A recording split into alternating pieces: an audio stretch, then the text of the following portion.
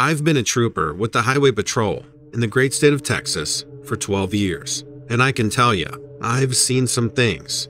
But this thing that I'm telling you about, it's something I haven't dared to tell anyone, not even my commanding officer. Now, our traffic, well, it's not exactly New York level, but it can get bad in the Metroplex.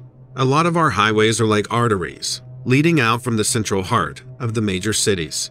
They lead out into a whole lot of nothing, and a lot of my time is taken up with patrolling that nothing. Breakdowns can and do happen in rural areas, and some places are far enough out that cell reception can be downright impossible. And while a car's inoperable on the side of the road, all sorts of things can happen. We're talking running into a human trafficker or drug smuggling, critter trouble, just a normal day in the life, if you're me. But the normal stuff isn't why I'm telling you this. The weird stuff is. There are always things that happen in the middle of nowhere that just plain don't make much sense. Things like a strange reflective light from out in the dark hills that gives you the willies for a minute. It always turns out to be coyotes or a deer. Or when you come up on what looks like an abandoned car, but the driver's just pulled over to sleep. Not that it matters, because honestly, there's not much difference between a sleeping person and a fresh body for a minute under the beam of your flashlight. These are all things that are normal in the line of duty, but given the circumstances, they still feel uncanny. Every time, just that split second, your heart always thumps and you wonder, what is that? I wondered that a lot one night. My patrol route normally takes me on the highways between DFW and San Angelo in the west part of the state. On this night, dispatch had gotten a call for a car that had gone off the road, so I was on alert for a stranded motorist. Stranded car calls are common, and I always play the game of I wonder what the problem is this time when I get one. Could have been any one of a handful of reasons for the trouble. The most usual one is road debris puncturing a tire. Most people can change a flat, but sometimes their spare was flat too, or so old that it couldn't be used, or the kind of car trouble that needs a mechanic. Who knew? Driving that lonely stretch of road, you see a lot of wide open sky and not much else. I remember my headlights punching through the dark, the chatter on the radio background noise that one part of my brain paid attention to while I was focusing on looking for the stranded car. I found it about halfway to nowhere, off on the shoulder. At first glance, it didn't seem too bad. I could tell by the long skid marks that they had slammed on the brakes for some reason, but I couldn't immediately see anything that would make that necessary. Of course, there could have been an animal crossing the road, but I didn't see any blood on the asphalts or any damage to the car. I parked my cruiser about 3 car lengths behind the stranded truck, lights on, and strobing that blue and red. That's either comforting or intimidating, depending on who you ask and what you're pulling them over for. I had my flashlight on and my hand on my weapon, just in case. As I approached the car, I could see a male, approximately 35 to 40 years old, bearded, wearing a gimme hat and glasses. He was sitting in his seat, hands clearly visible on the steering wheel, which I appreciated, even though this wasn't a traffic stop. I waited until he clearly saw who I was and the badge before I tapped on the glass with the rim of my flashlight. And that's when I got a weird feeling. This guy was clearly a local boy, big and strong, and not a youngster with too much piss and vinegar in him for his own good. He looked freaked out, eyes big and a face that was pale and shiny with sweat. What in the world was going on? When you're a trooper, one of the first things you do is make sure that what you think you're dealing with is actually what you're dealing with. And from how nervous this guy looked, I think I was justified in wondering if this was a setup and there was someone waiting out in the dark to jump me. None of which made my hand move from my weapon, I promise you. I signaled him to hold on with one finger and took a couple of steps away from the truck and back toward my patrol vehicle, sweeping the surrounding area with my flashlight. Tactical mag lights are powerful, but I didn't see anything weird in the scrub either side of the road. All right then, I stepped back to the driver's side and tapped on the glass again. He rolled down the window, and the first thing out of his mouth was, "Did you see it?" Not what I was expecting, sure, and I had to tell him no, I hadn't. I didn't ask what made him run off the road. He told me that a blue car had come roaring out of nowhere, going at least 90, and hadn't taken advantage of the empty road to go around him. It had stayed right on his bumper. The lights had been so bright that he had swerved off to the dirt shoulder to get away from it and skidded out. That was odd, the way the truck was sitting. I should have seen the skid in the dirt, and it should have been stopped oddly, but it wasn't. That weird feeling came back as I listened to his story, so I asked again if that was the whole thing. It wasn't. He said he'd gotten back on the road once the other driver had gone ahead. His ranch was about an hour away from where he'd originally stopped, which wasn't here. He had driven another 10 miles before he saw headlights coming up behind him again. They came up right behind him, like right on his tail, bright and blinding. I wasn't sure how that would have happened because there was no real way to get ahead of this truck, get off the highway, and get back on fast enough to catch up with them, which made me wonder if I had a few bored ranch kids out joyriding and causing problems. I asked if he'd seen enough of the other vehicle to know what it was, so I could call in an APB. I knew it was a long shot because of the strength of the headlights, but figured I'd ask. Turns out he had, because the other car had gotten tired of riding his bumper and swerved left to come alongside him. Risky behavior, since he was running in the oncoming lane, but given that, so far, I hadn't been impressed with this troublesome driver's common sense. I also wasn't surprised. It was a blue car, an old late 50s Ford, which did surprise me. Most people with classic cars don't drive like maniacs. I had to ask if he'd gotten a look at the driver or passenger, and that's when his face went even paler. He looked so bloodless, I worried if he was having a heart attack. He'd seen the driver, but it couldn't have been real, he said, because real people don't look like that. He had to have been wearing a mask. From the description, it sounded like one hell of a Halloween mask. Hollow eyes, mouth open, melting flesh, and a permanent scream. Definitely not something you want to see driving alone in the middle of the night on a deserted road, where the loneliness makes even tough country boys think they're seeing crazy stuff.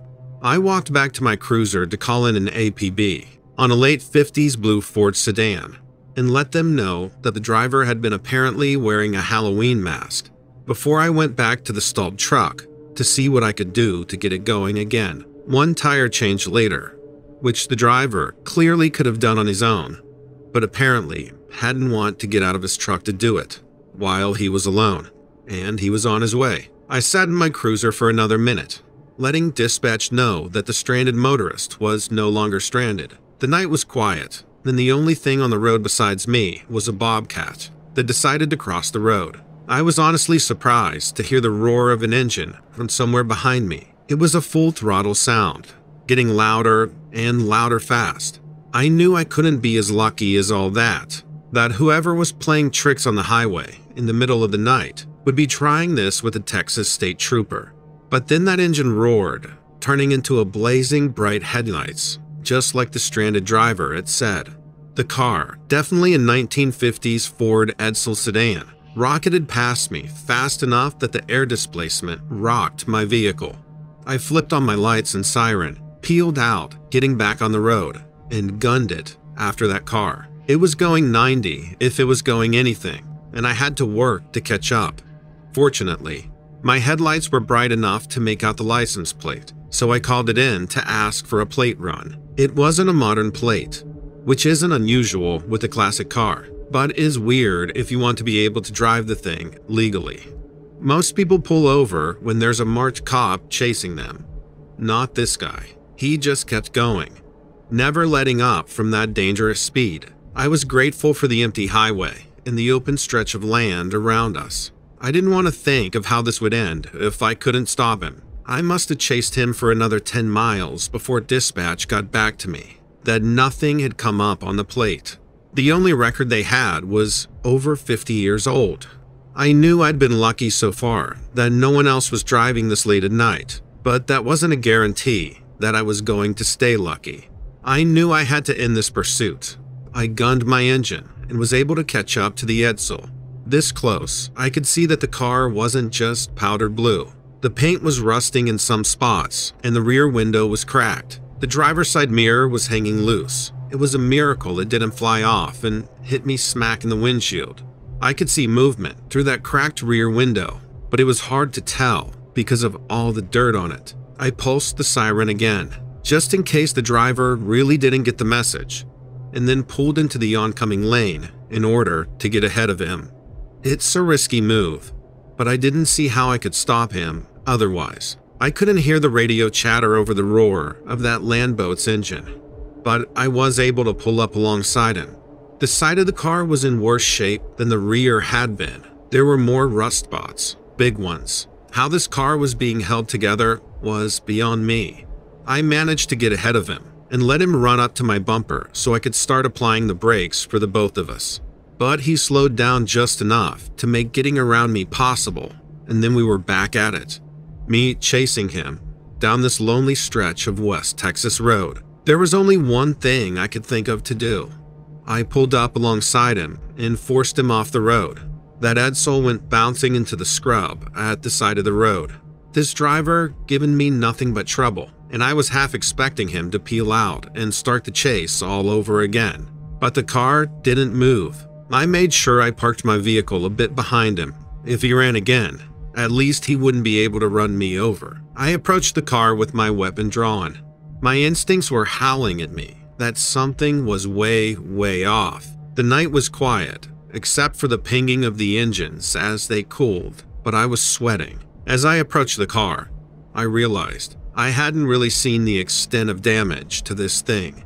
It was more holes than Cardati, and more orangey brown rust than powder blue paint. Windows were still dirty and cracked, though I couldn't easily see inside. I shouted for the driver to come out with their hands up, but there was no answer. There was nothing. No noise. Just those cooling car sounds and the background squawk of my radio. After a couple of minutes of a silent standoff, I decided to see if I could see the driver. I shouted at him that I was going to approach the vehicle and to keep his hands on the wheel. As I pulled my mag light off my belt, I brought my weapon and light together, so whatever I could see, I could also shoot as necessary. I swept the light up over the Edsel's body. In good light, the damage looked ridiculous, and into the back seat. If I'd thought that the exterior was damaged, I tell you, the interior was worse.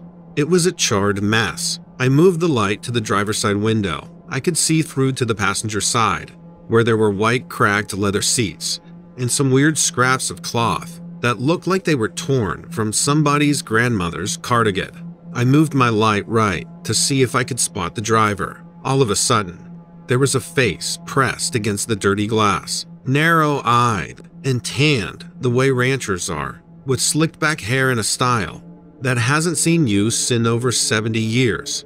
He had been in his late teens or maybe early 20s at the most, and he stared at me with an absolutely dead expression. Behind him, in the dark car, I could see an orange glow start.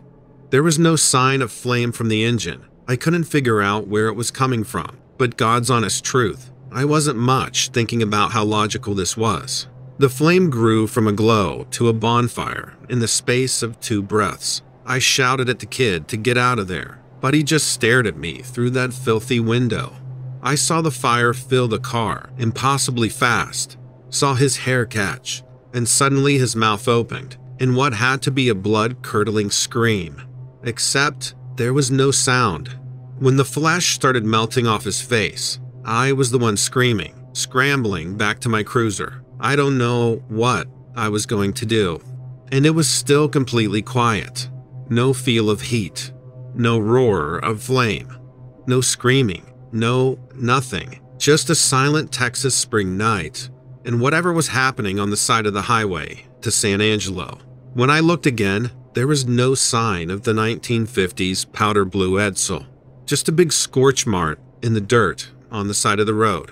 If I ever figured out what happened, maybe I'll tell you. But for now, I'm still trying to forget everything.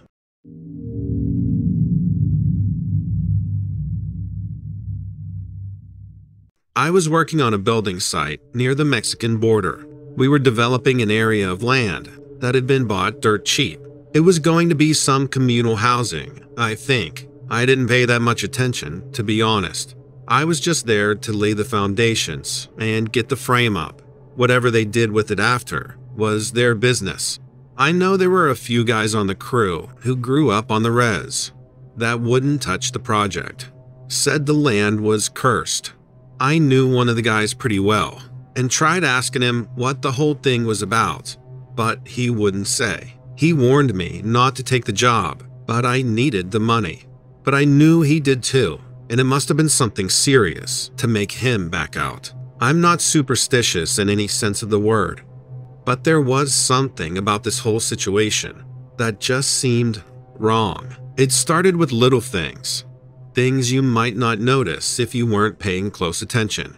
At first, it was snakes, harmless garter snakes, but they suddenly appeared all over the job site. They were everywhere, and they seemed to come out of nowhere. We would sometimes even find them in our vehicles at the end of the day. It was creepy, but we didn't think anything strange was going on. We all thought we just ran into an area with a large population of snakes, and that was it. It made it difficult to work sometimes. We were ready to pour the foundation, but we had to keep scooping snakes out of the way. Eventually there were just too many, and we poured over them. But there were other things as well. Sometimes you would look up, and it would seem like the sun was suddenly on the wrong side of the sky, or the sunset would come way too early or way too late. At first, I thought maybe my watch was acting up, but it was happening to some of the other guys too. There was this one time I was eating lunch in my truck, and as I stepped out to go back to work, the sky was suddenly dark, as if it was night. I didn't know what to think. I went back to my truck to get my flashlight, but as soon as I grabbed it, the sky was light again. The sun was directly overhead, just where it should be. The snake infestation lasted maybe a week, and they disappeared as suddenly as they had arrived. All of them were gone overnight.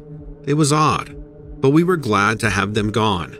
Even if you don't mind snakes, it was a little unnerving finding them in unexpected places. We had maybe 3 days from when the snakes disappeared to when the scorpions arrived. It was insane.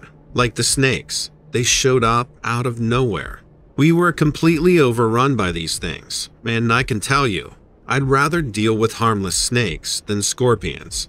It was so bad that we had to call off the job until a company came in to spray insecticide all over the place. It took 2 weeks until we could resume work again. The pest control company said they'd never seen anything like it. There were hundreds of scorpions, all in one place, that just kept appearing after several bouts of insecticide. By this point, some of the crew were talking about the guys from the res who bailed on the project. That, just maybe, they knew something we didn't. We continued on with the project anyway. A lot of us were there because we desperately needed money and couldn't afford to turn down a job, regardless of whatever rumors were going around about the land. We had 2 days of quiet on the job site, and on the third day, we were swarmed by cicadas. We all had to run to our vehicles. You couldn't see more than 12 inches in front of you. I had never seen anything like it in my life. I didn't know what was going on, but I knew something wasn't right. So did the rest of the crew, but no one wanted to say it first. I ended up tracking down my friend from the res and met him for a drink. I told him what was happening on the job, and he didn't seem surprised in the least. He told me he couldn't say the creature's name, because saying its name is as good as calling it to your front door. But he did tell me that it was evil, and if I had any sense, I would pack up my tools and leave. The job wasn't worth my life. I had a hard time believing his tale, but I knew in the pit of my stomach that he was right. And even if he wasn't, I wasn't keen to see what the next plague was going to be if I went back to the job site. I had quite a few tools left there that I had to pick up. I definitely wasn't going to lose my tools to this job, so I went back the next day. When I got there, I was completely alone. No one else had showed up for work either. It was dead quiet. The cicadas were gone without any trace of their existence. I started to pack up my tools, then load them into the back of my truck, when I saw something moving in the distance. It was a little gray blob, and it appeared to be coming towards me. I stopped what I was doing and focused my eyes on it until it came into view. It was a coyote, a single, lone coyote, and it was trotting straight towards me. I grabbed a hammer from my tool bag, just in case.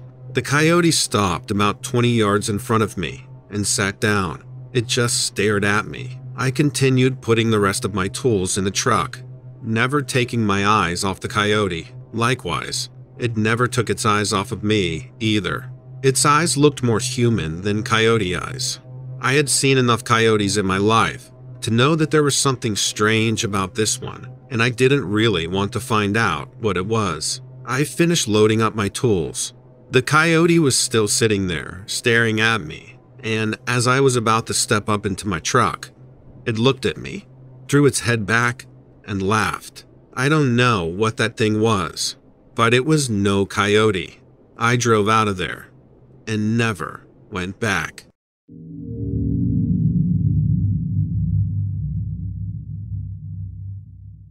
I've worked in construction since I was basically a kid. It's a lot of hard work, but my dad did it, and his dad did it too.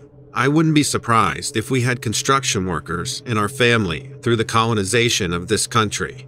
It pays the bills, and you learn a lot about discipline, I'd say. It really humbles a person. It has to.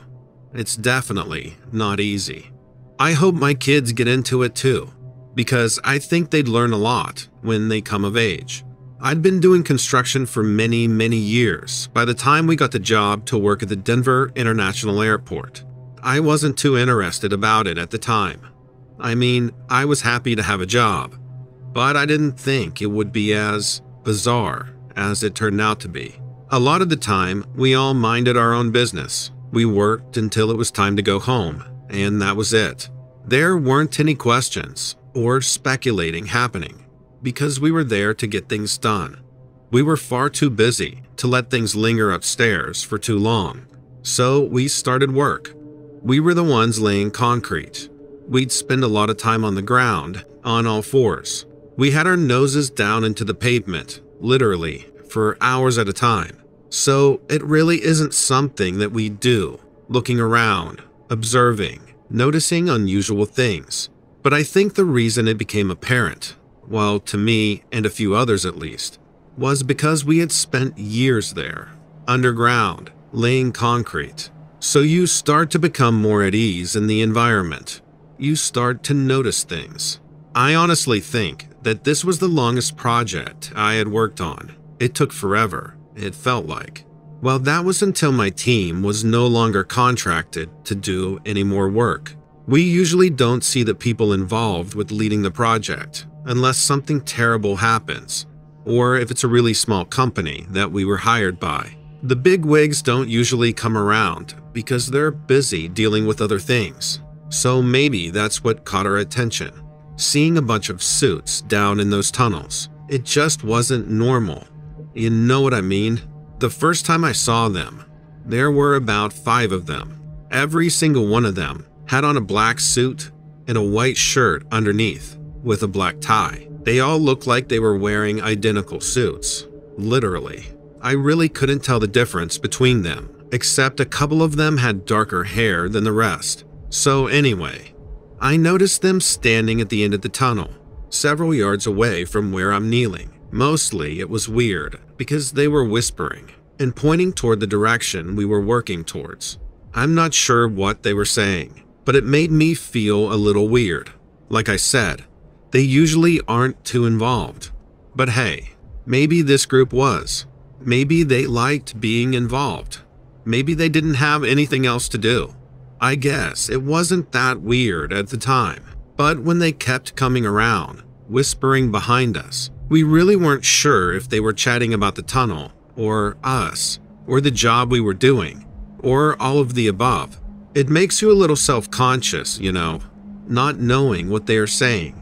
But they keep coming around with not a single smile or friendly word. It kinda started to upset me, to tell you the truth. So me and the other guys started asking some questions. It was just among us, but questions still. Like I said before, we had been there a long time. We were making a tunnel that went so far out. I couldn't tell you where we ended up. All I know is my boss did mention that we'd be going toward a body of water, and I knew we were going south, a very straight path south. After being finished with the job, I looked up. The closest body of water south from the Denver International Airport is the Aurora Reserve. The reserve is a heaping 26 miles away from DIA. Why on earth would an airport need a tunnel that stretches 26 miles away from it? I don't know. Your guess is as good as mine. I knew we had been down there a long time, but I didn't think we had been down there that long. Not 26 miles of concrete filling long. But of course, I didn't know that's how far we had been going at the time. And after we were mysteriously dismissed, who knows how much longer the next team continued. But anyway, me and the team were talking as often as we could, and in secret. One of my closest colleagues knew one of the guys on the other team, who mentioned that they had also seen some people like we had, just coming and going, and that they were doing odd things, like requesting rooms to be built within the tunnels.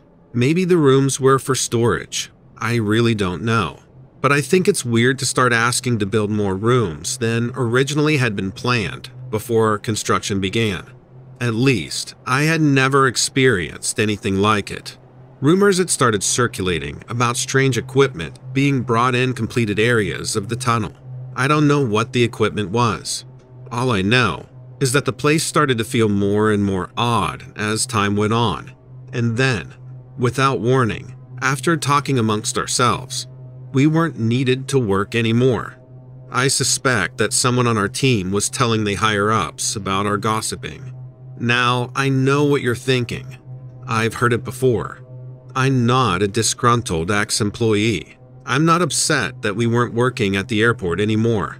To be honest, I was relieved that I didn't have to deal with the awkwardness of it all anymore. I don't know what was going on there. I never claimed to know.